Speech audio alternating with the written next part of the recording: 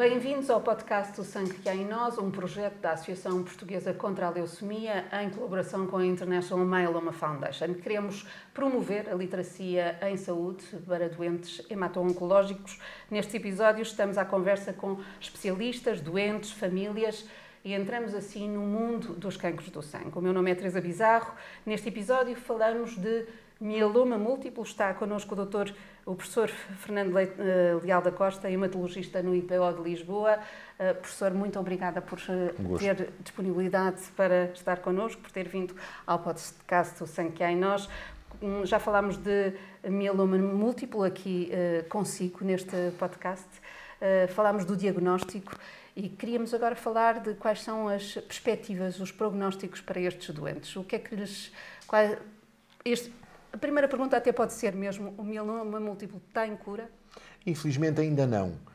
Estamos mais próximo, da possibilidade de eventualmente curar os doentes do que estávamos há uns anos. Dito isto, é verdade que com tratamentos que hoje estariam desatualizados, eu tenho doentes que tratei há mais de 20 anos e continuam bem, e alguns deles até sem doença, mas não é o que é mais frequente.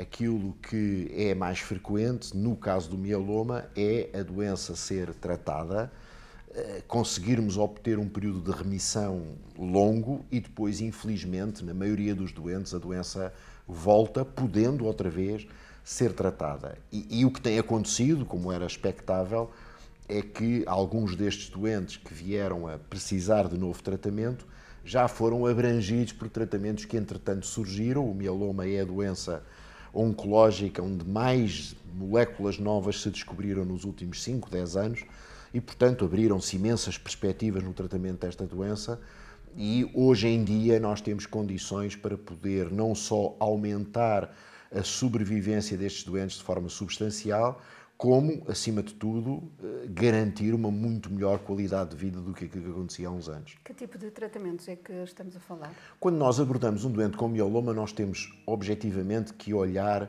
para 3 problemáticas.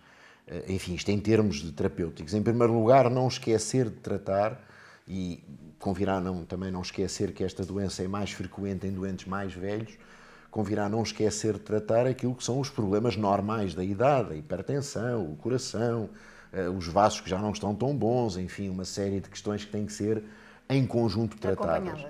Depois, é preciso aliviar os sintomas e, portanto, estes doentes têm que, obviamente, com grande frequência, ser sujeitos a terapêuticas analgésicas para lhes tirar as dores, da mesma forma que vamos ter que fazer alguns tratamentos para parar com a distribuição óssea, melhorar a função renal e, portanto, há um conjunto de tratamentos que têm que ser associados. E depois o terceiro aspecto é parar, digamos, a doença propriamente dita, eliminar os plasmócitos, as tais células que produzem anticorpos e que estão doentes. E esse processo de tratamento é um processo que hoje em dia envolve um conjunto de medicamentos que não fazem mais do que mudar a resposta imunitária e ajudar o sistema imunitário do próprio doente a eliminar a doença, ao mesmo tempo que também damos alguns medicamentos, enfim, eventualmente mais antigos, que vão parar o metabolismo das células que estão doentes e fazer com que elas naturalmente morram e, portanto, libertar o doente da carga de tumor. Porquê é que no mieloma múltiplo, para alguns pacientes, se opta por não fazer o transplante, por exemplo? O que é que está em cima da mesa? O que está em cima da mesa é muito simples. Hoje em dia, o paradigma de tratamento ainda é, e eu digo ainda porque talvez mais brevemente do que se julga deixe de ser, e já vamos ver isso mais à frente, porque o paradigma dos doentes com mieloma múltiplo ainda hoje é fazer uma terapêutica que nós chamamos de indução para diminuir a quantidade de doença, tentar libertar a medula óssea dessa doença, depois colher a medula óssea do próprio doente, cujo único interesse é permitir que se depois lhe possa dar um medicamento, o mais antigo deles todos, ou o segundo mais antigo deles todos, que se chama melfalano. Esse medicamento tem como objetivo destruir a medula óssea e o mieloma e depois, para que a pessoa sobreviva à intensidade do tratamento, devolvemos as células que foram antes escolhidas. E isto é que é o autotransplante. Não é o transplante que trata, é o melfalano em alta dose.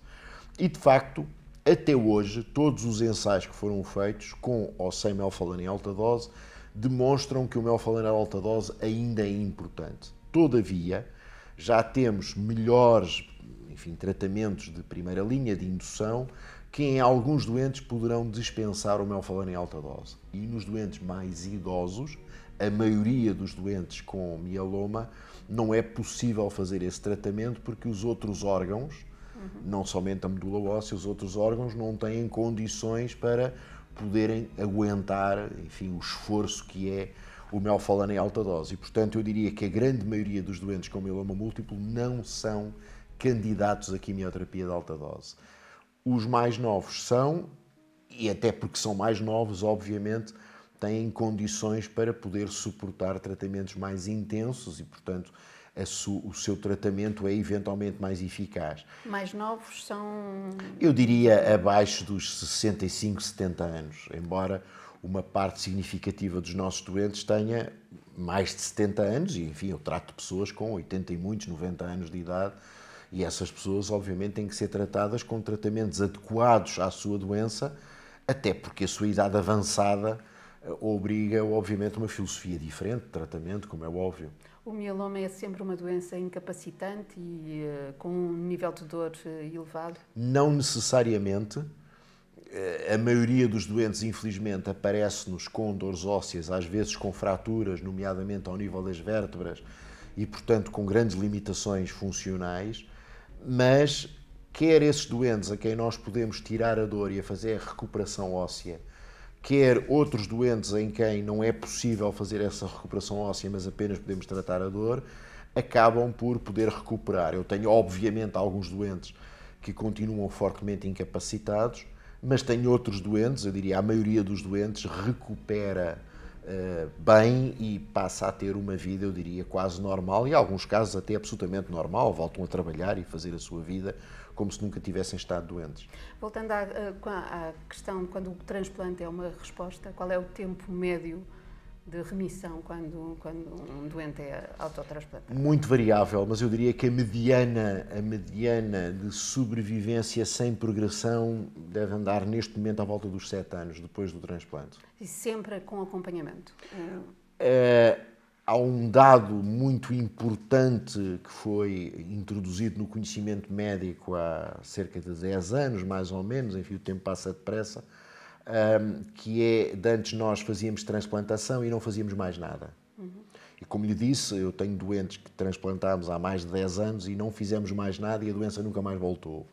Mas hoje em dia sabemos que os doentes, depois de serem sujeitos a melfalano, devem continuadamente fazer terapêutica de manutenção, para já com um medicamento, talvez com 2, porque do ponto de vista estatístico, a probabilidade de se manterem mais tempo sem a doença voltar é maior fazendo esse tratamento do que não fazendo. Isso é uma contribuição importante feita a partir de França e depois está, enfim, hoje em dia completamente disseminada e, portanto, o transplante, ou se quiser o melfalana em alta dose, não é um tratamento único e derradeiro. Depois é preciso continuar a fazer tratamentos de manutenção, mas são tratamentos de baixa intensidade para manter a doença controlada. E nunca se considera o tratamento com um dador compatível, de um dador compatível? Cada vez menos, eu diria que praticamente nunca, a não ser numa única circunstância muito rara, de uma doença muito particular, que é uma forma de apresentação do mieloma como se fosse uma leucémia, chamada leucémia de plasmócitos, mas mesmo nesses casos isto tem vindo a ser abandonado. Houve uma altura em que se fez, nós próprios no IPO fizemos em alguns doentes e até com sucesso, mas o problema é que a mortalidade associada ao transplante com dador no mieloma é extraordinariamente elevada e a técnica foi abandonada porque nós temos medicamentos que conseguem resultados melhores com muito menos toxicidade. Do ponto de vista do paciente, aceitar que é tratado só com um medicamento em vez de ser tratado com um transplante também merece uma abordagem especial, uma explicação especial, porque normalmente as pessoas têm a ideia que estes cancros do sangue só são tratados em última instância com Sim, transplante. quer dizer, como tudo na vida tem que ser explicado às pessoas. Há pessoas, enfim, curiosamente em Portugal e na Europa em geral a adesão à transplantação é muito maior do que nos Estados Unidos da América. Porventura, porque a própria tecnologia foi desenvolvida em primeiro lugar em Inglaterra, depois em França e paralelamente nos Estados Unidos, mas só num sítio. E, portanto, hoje em dia a aderência ao transplante nos Estados Unidos é muito menor do que na Europa.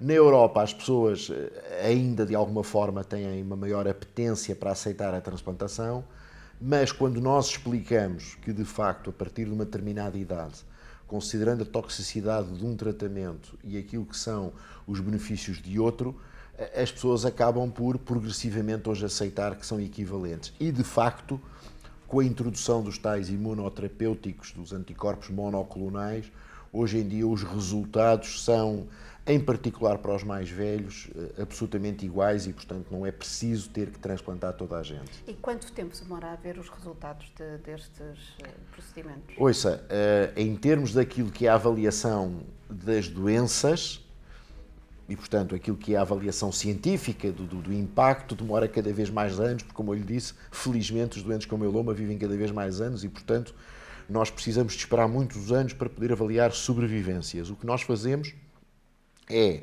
utilizamos marcadores alternativos no sentido de avaliar aquilo que a gente chama de doença residual mínima, a probabilidade de recaída e com estes dados nós já podemos dizer que um tratamento é melhor que outro. Em termos daquilo que é para a pessoa, a resposta é bastante rápida. Hoje em dia, a maioria dos doentes começam a ser tratados, 2 meses depois já têm ganhos muito significativos de qualidade de vida e, obviamente, laboratoriais, que são muito evidentes. Portanto, um dos ganhos dos tratamentos modernos é a sua rapidez de ação. Na maior parte dos casos, são muito rápidos, mas como, enfim, cada doença é a sua e há doentes que respondem melhor do que outros por condições que têm que ver, enfim, com a sua fisiologia e com as características da doença que têm. É relativamente fácil determinar quem é que é elegível para um transplante, quem é que é passível de uma outra medicamentação? Nós hoje em dia temos, bom, há um fator que é inultrapassável, tem a ver com a experiência de quem trata estes doentes e quem já tratou centenas destes doentes tem uma capacidade, enfim, de poder com facilidade determinar onde estão os riscos. Mas existem escalas que nós muitas vezes aplicamos que nos permitem considerar qual é a probabilidade de risco e isso informa-nos sobre, digamos, o grau de, como é que eu hei de dizer, enfim, é uma palavra inglesa, fitness, o grau de fragilidade, se quiser, ou de condição física para nós sabermos qual é o tratamento que deve ser usado. Essa é provavelmente uma das razões pelas quais convirá que as pessoas sejam tratadas por pessoas que têm experiência e que estão habituadas a lidar com estes medicamentos e com esta doença. E estes medicamentos é em ambulatório? A não ser o processo de transplantação, como lhe disse, do melphalan em alta dose, hoje em dia a grande maioria dos tratamentos podem ser feitos em ambulatório, com exceção dos anticorpos bispecíficos, que são, enfim, uma tecnologia mais avançada que nos obriga a internar os doentes na primeira semana, e eventualmente o recurso, que estará para muito breve também em Portugal, a células geneticamente modificadas, as chamadas CAR-Ts, em que aí também obrigamos a internar os doentes durante a primeira semana de tratamento. Disse, também já referiu que é uma doença que tem tido uma investigação, sucessos na investigação de uma forma muito evidente. Quando entrega o diagnóstico, entre a entrega do diagnóstico e do prognóstico varia muito, há muito tempo? Nós, enfim, quando sabemos o que é que um doente tem, nós já lhe, normalmente, por norma, enfim, nós comunicamos ao doente o diagnóstico, quando temos a certeza dele e temos um conjunto de dados na nossa posse que já nos permitem apresentar um plano terapêutico e uma perspectiva para o doente em termos daquilo que são, digamos, os ganhos que ele pode esperar. Nós, habitualmente, obviamente, à partida, estamos sempre mais otimistas, até prova em contrário, não temos razões para supor, na grande maioria dos doentes, que as coisas vão correr mal, e depois, obviamente, à medida que os tratamentos vão se desenrolando, vamos ajustando o prognóstico à função daquilo que vai sendo a resposta. Enfim, quando os começamos a tratar, nós não sabemos exatamente, mas temos, enfim, probabilidades de sucesso que estão na nossa cabeça e é isso que nós explicamos às pessoas. E estes doentes que acabam de receber o peso. Já sabemos que um cancro é sempre uma palavra com um peso enorme. Os cancros do sangue, naturalmente, relacionados com os ossos, têm um peso ainda maior. Lidar com essa parte mental também é difícil, do ponto de vista clínico, do clínico? É por isso que eu digo e repito, tudo isto se aprende. É fundamental para quem trata estes doentes não só conhecer todas as armas terapêuticas que tem, mas também conhecer os doentes e a doença para poder, de alguma forma, falar com eles, ter clareza nas explicações, adaptar a conversa àquilo que é a vontade de ouvir e a capacidade de entender de cada doente. Normalmente, quando os doentes querem, nós somos os primeiros a aconselhar que venham com alguém, muitas vezes as pessoas têm dificuldade em assimilar toda a informação que é muita que se lhes transmite. Aconselhamos as pessoas, elas próprias, enfim, tomarem nota das perguntas que gostariam de vir a fazer na sessão seguinte, etc. E tudo isto é tanto mais difícil quanto nós temos, enfim, centenas de doentes para tratar e por vezes não temos tanto tempo quanto gostaríamos de ter com cada doente. Enfim, são as circunstâncias com que nós temos, obviamente, que lidar e também nos obriga a ser um pouco económicos e eficientes na informação que damos. Nesta gestão das expectativas entre o momento do diagnóstico e o início do tratamento, é um período relativamente curto? Ou... Normalmente, felizmente e para já, continua a ser relativamente curto. Muitas vezes nós, antes mesmo de falarmos com o doente, já temos muitas coisas adiantadas no sentido de minimizar esse tempo de espera. O que há muitas vezes é um tempo excessivo de espera entre os doentes começarem com os sintomas e serem-nos referenciados. Tendencialmente esse intervalo tem vindo a diminuir, até porque há muitos doentes que nós seguimos que já são, digamos, doentes com doença, digamos, pré-maligna e, portanto, nós já estamos preparados para aquilo que pode vir a acontecer, o que também gera alguma ansiedade nas pessoas, porque podem, às vezes, ter que andar anos a fazer análises todos os anos sem lhes acontecer nada. Há alguma maneira de ultrapassar isso? A sensibilização da primeira linha, dos médicos de família, das urgências? Nós temos feito um trabalho muito grande e, desse ponto de vista, também estes vídeos são úteis e temos feito algum trabalho, nomeadamente com os médicos de medicina geral e familiar, com os médicos de outras especialidades, e eu devo dizer que noto que, para lá daquilo que eram as especialidades que tradicionalmente encontravam os doentes com mieloma múltiplo, nós hematologistas, os oncologistas, obviamente, os nefrologistas e os ortopedistas, já começamos a encontrar cada vez uma maior predisposição, nomeadamente até ao nível dos serviços de emergência, para desconfiarem da doença e fazer os raciocínios rápidos e curtos que permitem, com alguma rapidez, chegar a este diagnóstico e depois encaminhar os doentes. Muito obrigada, professor Fernando Leal da Costa. Foi um gosto também tê-lo aqui. Obrigado. Termina aqui este episódio de O Sangue que Há em Nós. Agradecemos a disponibilidade do professor Fernando Leal da Costa, hematologista no IPO de Lisboa, para estar aqui connosco. Agradecemos-lhe a si. Esperamos ter contribuído para uma melhor compreensão do mieloma múltiplo e, neste caso, dos seus tratamentos. Os episódios do podcast O Sangue que Há em Nós estão disponíveis no site da APCL, no canal de YouTube da APCL e também no Spotify. Até ao próximo episódio.